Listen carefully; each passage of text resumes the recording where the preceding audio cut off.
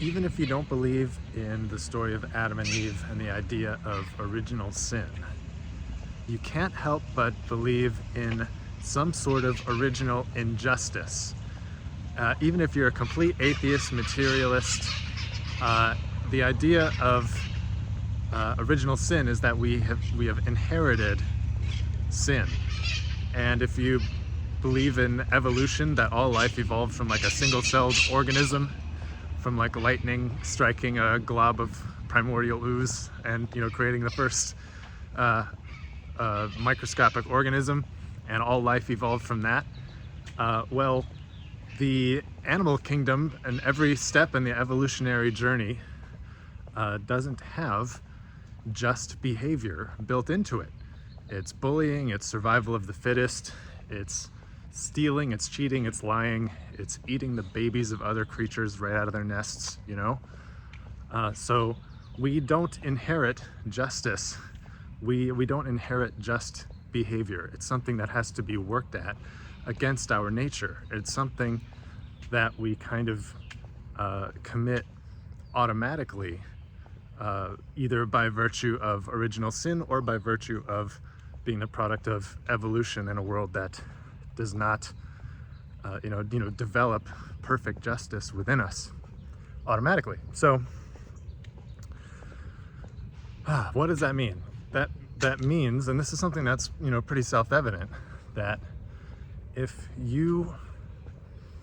somebody hurts you, if somebody hurts your feelings or commits some injustice against you, well, why are they doing that? They're doing it because someone hurt them, and they are repeating the behavior that's been put into them.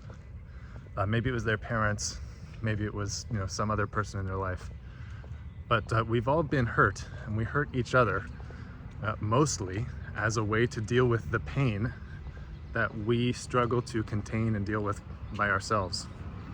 So if someone hurts us, well, why did they do that? Because someone hurt them.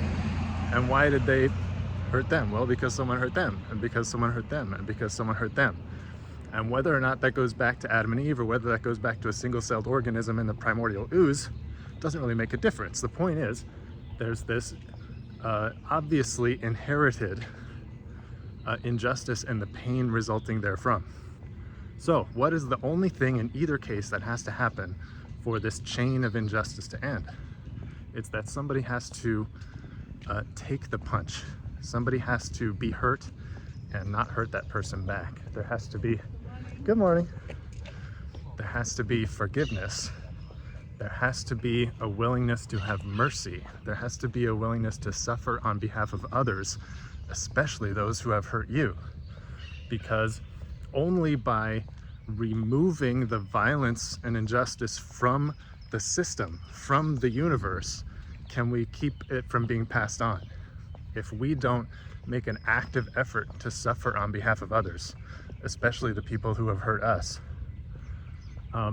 then we are simply passing on the injustice that came down to us. But this is our unique purview as humans, is that we have the ability not merely to react and automatically pass on what was passed to us, but to choose to absorb it, to forgive it, to have mercy on people, and thereby remove suffering from the entire economy of the universe, so that whenever I forgive somebody for some injustice they did me and refuse to retaliate or to pass it on to somebody else, there is objectively less injustice in the universe forever.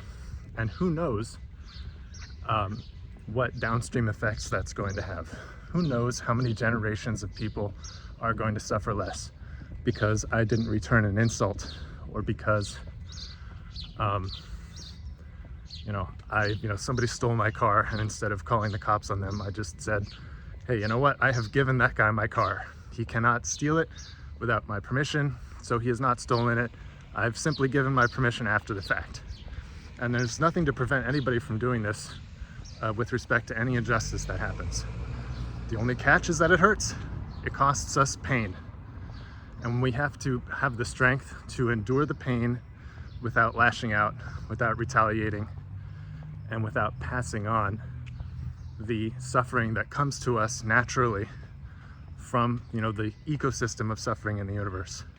So whether you ascribe this ecosystem of suffering to evolution or to sin, what has to be done as a response is quite obviously the same in each case. And you can ask Jesus for help with that, the ultimate innocent victim, or you can model it yourself. Either way, that is quite obviously the course of action that has to be taken. And I think a lot of modern justice movements have a vague intuition of this, that there's something noble about victimhood. But what they don't seem to quite understand or get right is that it's not merely victimhood that's noble.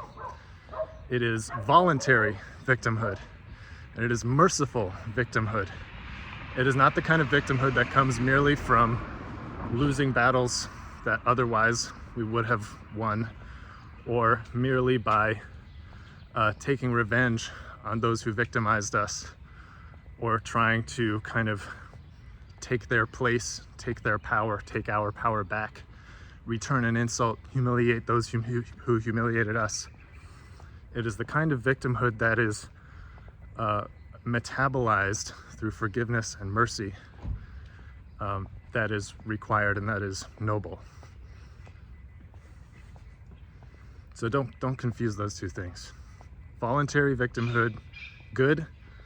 Vengeful victimhood, bad, usual, average, animal.